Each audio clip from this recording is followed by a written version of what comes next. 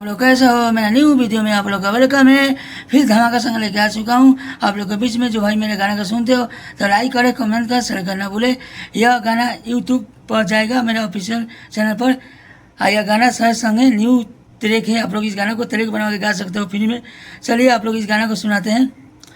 शादी कैलू जहिया से हम आजाद बानी हो, शादी कैलू जहिया से हम आजाद बानी हो। कुंवारे शादी कैलू जहिया से कुंवारे से तारा संगे बर्बाद बानी हो। शादी कैलू जहिया से हम आजाद बानी हो, शादी कैलू जहिया से हम आजाद बानी हो। शादी कैलू जहिया से हम बर्बाद बानी हो।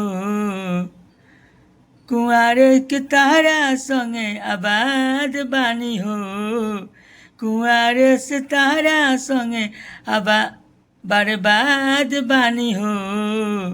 शादी कैलू जहिया से हम आजाद बानी हो, शादी कैलू जहिया से हम आजाद बानी हो। यह मुखरा है। चलिए आंतरा सुनाते हैं। आंतरा सुनिए। भाई के चैनल को सब्सक्राइब करना भूले। यह गाना यूट्यूब चैनल पर जाएगा मेरे। चलिए आंतरा वन सुनाते हैं। यहाँ वन लिखना चाहिए ना, थोड़ा गड़बड़ हो गया है। यह वन है। तारा बिना दिल में अब केहू ना रही, जात बारू ससुरा अब तो दिल ना रोई। यहाँ ई है। यहाँ दो बार गाना है। तारा बिना दिल में अब केहू ना रही, जात बारू ससुरा अब तो दिल ना रोई। कर देलू आजाद तू आबाद बानी हो, कर देलू आजाद तो आबाद बानी हो। शादी कैलू जहिया से हम आजाद बानी हो, शादी कैलू जहिया से हम आजाद बानी हो। यह मुखरा है। यह अंतरा है। यह जो भाई मेरे चैनल को नए हो तो सब्सक्राइब करना भूले, लाइक कीजिए, कमेंट कीजिए, शेयर करना भूले। चलिए अंतरा तू सुनाते हैं। अंतरा तू सुनिए। भाई के चैनल को सब्सक्राइब करना भूले। चलिए।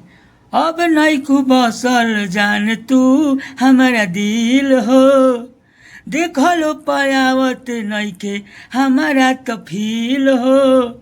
यहाँ दो बार गाना है। अब नैकू बसल जान तू हमारा दिल हो, देखलो परावत नैके हमारा तो फील हो। बबलू बिजोड़ के याद बानी हो, बबलू बिजोड़ के तो याद बानी हो। शादी कैलू जहिया से हम आजाद बानी हो, शादी कैलू जहिया से हम आजाद बानी हो। चलिए अगला वीडियो में आप लोग का वेलकम है। फिर धमाका संग लेके आऊँगा आप लोग के बीच में। अभी थोड़ा टाइम नहीं मिल रहा है इसलिए गाना अभी लेके आ नहीं रहा हूँ। थोड़ा एक दो लेके आ रहा हूँ चैनल पर।